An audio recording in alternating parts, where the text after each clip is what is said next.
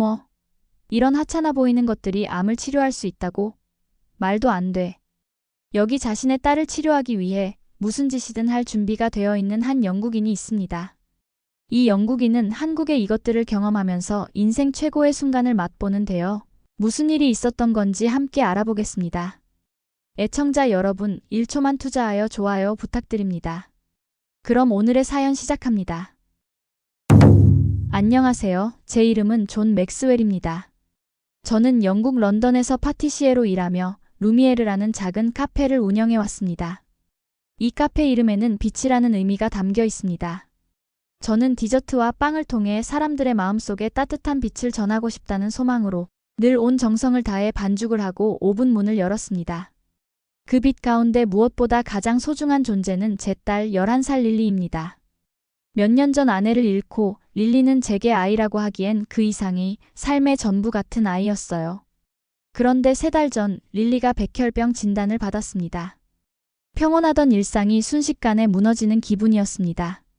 어느 날부터 릴리가 아빠, 자꾸 배가 아프고 밥을 먹기 싫어 라며 입맛을 잃기 시작했습니다. 저는 처음에는 대수롭지 않게 생각했습니다. 피곤해서 그런가 보다 일시적인 소화불량이겠지 하고 낙관했죠. 하지만 병원에서 검사를 하자는 연락을 받고 결과가 나오기까지의 그 며칠 동안 제 마음은 불안에 시달렸습니다. 그리고 마침내 제가 두려워하던 결과가 나왔습니다. 맥스웰 씨, 따님은 백혈병으로 보입니다. 의사는 굳은 표정으로 설명했지만 제 귀에는 무슨 말인지조차 제대로 들어오지 않았습니다. 평소에 명랑하던 릴리의 웃는 얼굴이 머릿속에서 아른거리는데 나는 꿈을 꾸듯 멍해졌어요. 얼마 지나지 않아 릴리는 항암 치료를 시작했고 그 고통은 생각보다 훨씬 컸습니다. 부작용으로 아이의 머리카락이 빠지기 시작하고 얼굴은 금방 창백해졌습니다. 구토와 고열에 시달리는 아이를 볼 때마다 저는 나약한 아빠임을 절감했습니다. 아빠 밥맛이 없어 힘들어. 릴리는 작은 목소리로 그렇게 말하고 다시 잠에 들었습니다. 파티시에로서 제가 할 수 있는 일은 음식을 만들어주는 것뿐이라고 생각했습니다. 그러나 어떤 요리를 해도 어떤 디저트를 만들어도 릴리는 도무지 삼킬 수 없었습니다. 누가 봐도 기가 막히게 예쁜 디저트와 수프, 주스 등이 눈앞에 펼쳐졌지만 냄새만 맡아도 메스꺼워 하는 아이의 말을 들을 때마다 제가 할 수 있는 건 그저 절망하는 것뿐이었습니다. 병원에서는 영양 상태가 극도로 나빠지면 항암 치료에도 지장이 온다고 거듭 경고했습니다. 저는 더욱 초조해졌고 밤낮 없이 아이가 먹을 수 있는 재료와 조리법을 찾아 헤맸습니다. 하지만 제 마음이 급할수록 뚜렷한 해결책은 보이지 않았습니다. 그러던 중 저는 인터넷에서 우연히 중국에서 온 어떤 약초상이 운영하는 사이트를 발견했습니다. 사이트에는 백혈병에 좋다는 정체불명의 가루가 광고되고 있었습니다. 이것만 먹으면 기적처럼 낫는다는 식의 과장된 홍보 문구와 함께 환자들이 호전되었다는 후기까지 빼곡했습니다. 하지만 진위는 알 수 없었죠. 아빠, 이거 먹으면 나아질까? 릴리는 힘겹게 컴퓨터 화면을 보고 제게 물었습니다. 한편으로는 그럴 리가 있나 하는 회의감이 컸지만 아이의 눈동자에는 간절한 기대감이 담겨 있었습니다. 그 모습을 보는 순간 저는 정말 아닌 것 같은데라는 마음과 동시에 그래도 혹시 모르니까 하는 절박함이 충돌했습니다. 결국 저는 지푸라기라도 잡고 싶은 심정에 그 가루를 주문하고 말았습니다. 며칠 뒤 가루를 직접 가져다 준 사람은 자신을 양이라고 소개한 중국인이었습니다. 허름한 차림에 비해 말 많은 큰 소리였습니다. 이 가루 우리 가문 비법이요. 백혈병에 아주 탁월. 부작용? 없어, 전혀. 저는 의심을 떨쳐버리기 위해 여러 번 물었지만 그는 한결같이 괜찮다고만 했습니다. 하지만 결과는 참혹했습니다. 그 가루를 조금 먹은 뒤 릴리는 더욱 심한 구토와 고열에 시달렸고 병원에서는 이 물질이 뭔지 모르지만 더 이상 절대 섭취하면 안 된다는 경고를 날렸습니다. 아이의 상태는 전보다 훨씬 나빠졌습니다. 어떤 책임감도 없이 큰 소리쳤던 양이라는 사람 때문에 아니 결국은 제가 아이를 위험에 빠뜨렸다는 자책감 때문에 저는 더욱 무너졌습니다. 내가 잘못된 선택을 한 탓이야. 더 꼼꼼히 알아봤어야 했는데. 릴리가 겨우 의식을 되찾았을 때 그 작고 부은 손을 잡고 얼마나 울었는지 모릅니다. 릴리가 다시 병원 침대에 누워 회복하길 기다리는 동안 저는 잔뜩 분노가 치밀어 올라 양을 찾아갔습니다. 그가 있다는 한약재 상점은 허름한 동네 골목에 자리 잡고 있었습니다. 당신이 준 가루 때문에 내 딸이 더 위험해졌어. 어떻게 책임질 거야? 제 화난 목소리에 그는 오히려 시큰둥하게 대답했습니다. 체질이 안 맞았을 뿐 다른 사람한테는 잘 듣는데. 거짓말 한 적 없어. 정식약이라고 안 했다 해. 자신에게는 전혀 잘못이 없다는 태도였고 거기서 말싸움이 격해지다 거의 몸싸움 직전까지 갔습니다. 결국 주변 사람들이 말렸고 저는 경찰에 신고하고 싶었지만 릴리가 병원에서 또다시 위기를 넘겨야 하는 상황이었습니다. 게다가 주변 사람들도 저 사람한테 당한 이들이 많지만 그냥 버티고만 있다고 말렸습니다. 분노와 무력감이 뒤섞인 채 저는 다시 병실로 돌아와 릴리 곁에 앉아있을 수밖에 없었습니다. 그때 저와 동업자이자 오랜 친구인 다이애나 윌슨이 병실로 찾아와서 한 신문 기사를 내밀었습니다. 존, 한국의 전통 봄나물이 암 환자 식단에 도움을 주었다는 기적적인 사례가 있대. 기사에 이런 말이 있어 백혈병 환자 중에서도 괄목할 만한 회복을 보였다고. 처음에는 솔직히 반신반의했습니다. 앞서 중국 약초 사기를 겪은 터라 더 이상 낯선 약초 같은 건 믿고 싶지 않았습니다. 하지만 기사를 찬찬히 읽어보니 특정 가루나 비법약이 아니라 봄에 나는 여러 가지 야생나물을 어떻게 조리해 항암 환자들이 먹기 좋게 만들었는가에 대한 논문 형태의 기록이었습니다. 한국 강원도 일대의 병원과 연구진이 함께 연구하고 있다는 내용이었죠. 릴리의 다음 치료까지 시간이 2주 정도 남아 있었습니다. 항암 스케줄이 빡빡하지만 중간에 약간의 여유가 있는 때였죠. 저는 다이애나와 상의 끝에 직접 한국으로 가보기로 마음먹었습니다. 이번에도 혹시나 실망을 겪을지 몰라. 그래도 릴리를 위해 뭐든 해봐야 해. 다음 날 새벽 비행기를 타고 영국 히드로 공항에서 인천공항으로 향했습니다. 가는 동안에도 병원에 있는 릴리가 걱정되어서 잠시도 편히 쉴 수가 없었어요. 릴리 조금만 참자, 우리 새로운 희망을 찾을 수 있을 거야 라고 스스로도 주문을 걸듯 되뇌었습니다. 인천공항에 도착하자마자 저는 솔직히 좀 놀랐습니다. 넓고 세련된 공항시설, 친절한 직원들, 질서정연한 줄과 빠른 수화물 처리까지. 영국의 공항과도 또 다른 느낌이었습니다. 곧장 공항철도와 기차를 타고 강원도 지역으로 이동했습니다. 창밖으로 보이는 한국의 풍경은 제게 낯설면서도 오히려 마음을 편안하게 해줬습니다. 기차 안에서 만난 어느 한국인 할머니께 사정을 말씀드리자 강원도 어느 마을에 한순옥이라는 분이 운영하는 봄나물 식당이 있는데 암 환자들에게 봉사를 많이 하는 걸로 유명해요. 하며 친절히 정보를 주셨습니다. 그렇게 작은 마을역에서 내려 택시를 탔고 한적한 길을 달리는 동안 창밖으로 펼쳐진 산과 들판, 그리고 그 사이사이 보이는 조그마한 집들과 논밭이 마치 동화 속 풍경 같았습니다. 긴 비행과 기차 이동으로 피곤할 법도 했는데 묘하게도 제 마음은 차분해졌습니다. 릴리, 조금만 버텨줘. 아빠가 뭔가 꼭 찾아올게. 택시가 멈춘 곳은 한적한 시골 마을 끝자락 순옥내 봄밥상이라는 소박한 간판이 달린 식당이었습니다. 내부로 들어가자 50대 후반 정도로 보이는 한순옥 사장님이 반가운 표정으로 저를 맞아주었습니다. 얼마나 힘드셨어요? 들어오세요. 제가 봄나물 수프부터 대접해드릴게요. 주인장은 제게 조심스럽게 물었습니다. 무슨 사연으로 여기까지 오시게 되었나요? 그 말에 저는 그간의 사정을 간단히 이야기했습니다. 사랑하는 딸 릴리가 백혈병에 걸렸고 할 수 있는 건 모두 해보는 가운데 중국 한약가루 때문에 더 안 좋아졌고 어떠한 음식에도 거부 반응을 보이고 있다고 사장님은 제 손을 꼭 잡으며 위로해 주었습니다. 잘 오셨어요. 분명 효과가 있을 거예요. 제가 할 수 있는 데까지 도와드릴게요. 곧 상 위에는 초록빛 봄나물 수프가 가득 담긴 국그릇이 올라왔습니다. 냉이, 달래, 쑥, 취나물 등이 은은한 풀향을 뿜고 있었습니다. 이건 쑥을 곱게 갈아서 육수와 함께 끓인 거예요. 환자분들은 입안이 헐고 구토가 심하니까 최대한 부드럽게 만들어야 하거든요. 한순옥 사장님의 설명에 따라 한 숟가락 떠먹었을 때 저는 깜짝 놀랐습니다.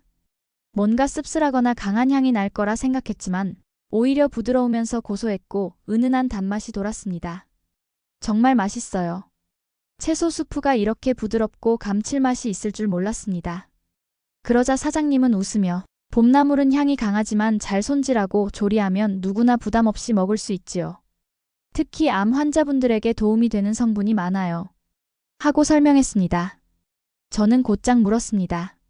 저희 딸에게도 이걸 먹이고 싶어요. 영국으로 돌아가서 직접 만들어 보려는데 어떻게 재배하고 조리해야 할지 잘 모르겠어요. 사장님은 흔쾌히 대답했습니다. 그럼 내일 새벽에 저랑 같이 산에 올라가 봐요. 봄나물이 어디에서 어떻게 자라는지 직접 보고 주방에서는 제가 조리 과정을 하나하나 가르쳐 드릴게요. 다음 날 새벽 5시 동네 아주머니 몇 분과 함께 산으로 향했습니다. 공기는 맑고 서늘했고 땅에는 이슬이 촉촉이 내려앉아 있었습니다. 이게 냉이에요. 뿌리 부분에 영양이 많아요. 세게 잡아당기면 뿌리가 끊어지니까 살살 파내야 해요. 여기 쑥은 양지 바른 곳에서 잘 자라요. 살짝 문질러 보면 은은한 향이 나죠? 저는 완전히 초보 농부가 된 기분으로 조심스럽게 땅을 파며 나무를 뽑았습니다. 손이 서툴러 흙만 잔뜩 뒤집어 놓기도 했지만 머릿속에는 오직 릴리가 이 향을 맡으면 기운이 날 텐데 하는 생각이 가득했습니다. 해가 서서히 떠오르고 산 아랫길로 안개가 서리는 풍경이 어찌나 아름답던지 마음 한쪽이 따뜻해졌습니다. 이런 자연의 힘이 아이를 살릴 수 있다면 난 더 바랄 게 없겠다 싶은 심정이었습니다.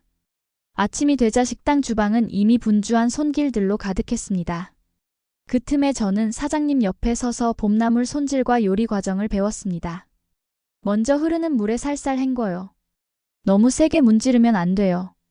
향과 영양이 빠져나가니까 이렇게 손으로 가볍게 주물러 주듯이 씻으면 됩니다.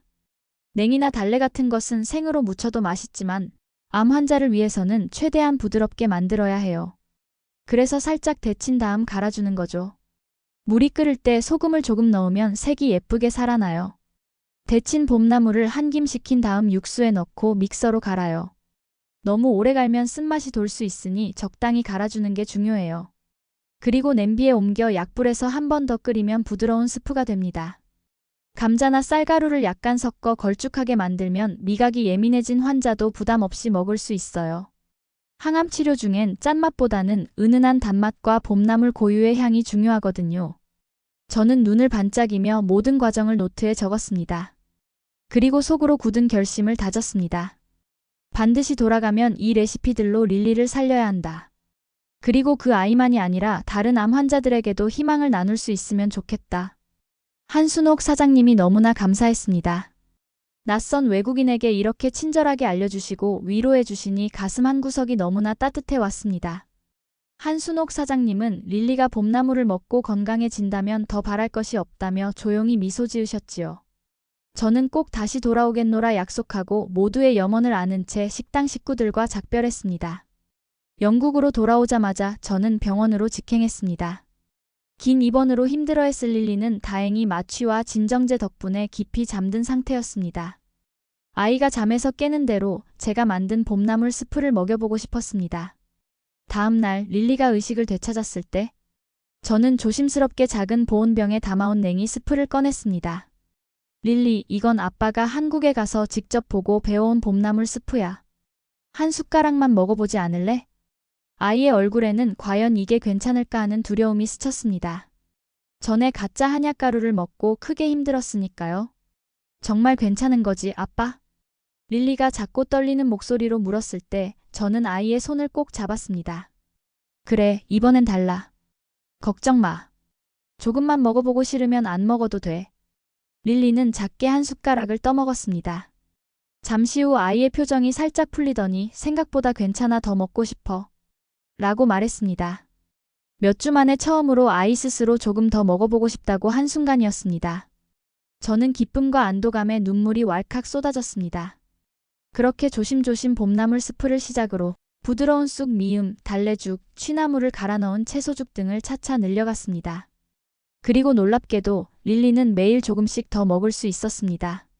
주치의는 면역 수치가 눈에 띄게 좋아졌다라며 고개를 갸웃거렸습니다. 항암 치료가 계속되는데도 이렇게 빠른 회복세는 이례적입니다. 어떤 특별한 걸 드신다는데 구체적으로 말해주실 수 있나요? 저는 한국의 봄나물 이야기를 전했습니다. 그리고 병원 관계자들은 많은 관심을 보였죠. 하지만 문제도 있었습니다. 한국에서 직수입하려면 영국 식품안전당국 FSA의 까다로운 검역과 허가 절차를 거쳐야 했습니다. 소규모 수입으로는 엄청난 서류와 시간, 비용이 필요했습니다. 그때 동업자인 다이애나가 좋은 아이디어를 냈습니다. 우리 카페 뒤뜰에 온실 있잖아. 그걸 밭처럼 개조하고 한국에서 가져온 씨앗으로 직접 재배해보면 어때? 물론 기후와 토양이 달라 실패할 수도 있었습니다. 그러나 릴리를 살리기 위한 길이라면 무엇이든 시도해봐야 했습니다. 카페 직원들과 함께 뒤뜰을 갈고 한국에서 가져온 봄나물 씨앗과 모종을 심었습니다. 물과 온도를 세심하게 조절하고 어느 정도 자라면 바람이 잘 통하도록 창문을 열어주었습니다. 그렇게 조금씩 아주 조금씩 영국 땅에서도 봄나물이 싹트기 시작했습니다. 병원에서도 이 소식을 듣고 시험 삼아 다른 암 환자들에게 소량의 봄나물 스프를 제공했습니다. 일부 환자들은 미약하게나마 식욕을 되찾고 컨디션이 개선되었다는 보고가 들어왔습니다. 신문 기자들과 방송국에서는 영국의 파티시에가 한국의 봄나물로 아이를 살리고 있다며 인터뷰 요청을 해왔습니다. SNS에서는 금세 릴리의 봄나물 해시태그가 퍼져나갔습니다. 암투병 중인 사람들과 그 가족들이 어떻게 조리하느냐, 어디서 구할 수 있느냐고 문의하기 시작했습니다. 그렇게 시간이 흐르는 동안 릴리는 점점 안색을 되찾았습니다. 그리고 항암 치료를 지속한 지 약 7개월 뒤 의사가 믿기 힘든 말을 전했습니다. 축하합니다, 맥스웰 씨. 릴리의 백혈병 세포가 거의 사라졌어요. 추가 검사 결과 더 이상 암세포가 발견되지 않습니다. 그 순간 저는 내 의자에서 벌떡 일어나 의사를 끌어안았습니다. 너무 벅차 울음이 터져나왔습니다. 곁에 있던 릴리는 제 어깨를 토닥이며 웃었죠. 얼마나 오래간만에 보는 해맑은 웃음이었는지 그 순간이 꿈만 같았습니다. 언론은 이 소식을 앞다투어 전했습니다.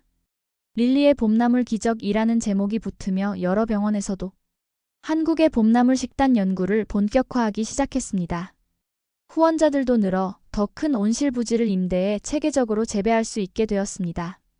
이제 저는 루미에르를 다시 활짝 열었지만 이전처럼 단순히 예쁜 디저트만 파는 곳이 아니라 치유 요리 교실을 운영하기 시작했습니다. 암 환자와 그 가족들에게 봄나물 요리법을 무료로 가르치고 함께 정보를 나누는 장을 마련한 것입니다.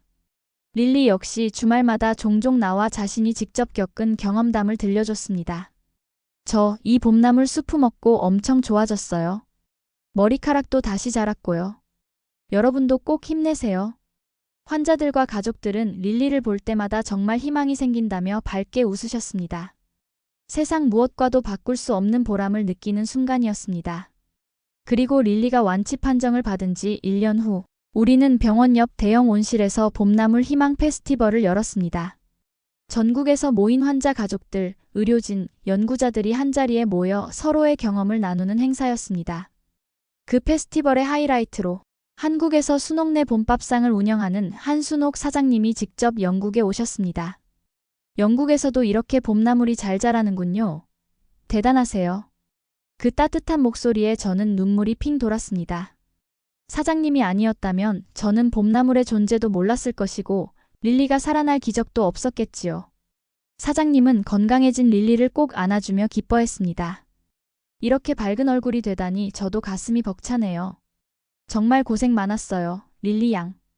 행사의 막바지 많은 분이 모인 작은 무대 위에 릴리가 올랐습니다. 아이는 조금 떨리는 목소리로 이야기를 시작했습니다. 저는 한때 죽음 문턱에 있을 정도로 아팠어요. 다른 음식은 전혀 입에 못 댔는데 아빠가 만들어준 봄나물 스프는 이상하게도 조금씩 넘어갔어요. 그때 이제 좀 살 수 있겠구나 하는 희망이 생겼어요. 그러니까 저처럼 힘드신 분들도 절대 희망을 놓지 마세요. 사람들은 눈시울을 붉히며 박수를 보냈습니다. 희망이란 언제 어디서 어떻게 싹틀지 모르는 것임을 깨닫게 하는 순간이었습니다. 페스티벌을 마치고 밤늦게 온실을 둘러보았습니다. 달빛 아래 초록빛 잎사귀들이 부드럽게 흔들리며 바람에 살랑이는 모습은 마치 우리에게 살아있어줘서 고마워라고 말하는 듯 했습니다. 아빠, 나 나중에 의사가 될래. 이 봄나물을 더 연구해서 많은 사람을 돕고 싶어. 릴리의 눈빛이 반짝였고 저는 그 손을 꼭 잡았습니다. 그래, 우리 둘 다 더 많은 사람에게 희망을 전해주자. 지금처럼 봄나물로, 그리고 네가 배울 의학으로. 한때 저는 중국의 가짜 한약에 속아 아이를 절망으로 몰아넣었습니다. 그 죄책감에 잠 못 이루던 밤을 여러 번 보냈습니다. 그러나 결국 아이를 살린 것은 대단한 약이 아니라 아주 작고 소박한 풀 한 포기에서 온 희망이었습니다. 이 작은 풀의 생명력이 암투병 중인 사람들에게도 신비로운 힘이 될 수 있다는 것을 직접 목격한 것입니다. 저와 릴리는 앞으로도 계속해서 봄나물의 기적을 연구하고 알리려 합니다. 카페 루미에르의 빛이 더 많은 이들의 삶을 밝히길, 그리고 모두가 건강한 웃음을 되찾길 간절히 바랍니다. 그 기원이 작고 푸른 봄나물이라는 사실이 어쩐지 더 아름답게 느껴집니다. 바람결에 실려오는 풀향기처럼 우리의 희망 또한 오래오래 퍼져나가기를. 이것이 제가 딸과 함께 걸어갈 다음 걸음입니다. 작은 풀잎 하나가 사람의 삶을 구하고 더 나아가 전 세계의 희망이 될 수도 있다. 그렇게 믿으며 오늘도 저는 카페 뒤뜰 온실로 나갑니다. 거기서 자라나는 연한 새싹들을 보며 눈부시게 피어난 릴리의 웃음을 떠올립니다. 그리고 더 많은 사람과 그 웃음을 나눌 방법을 고민합니다. 이것이 제가 꿈꾸는 또 다른 기적의 시작입니다. 지금까지 제 이야기를 들어주셔서 감사합니다. 안녕히 계세요.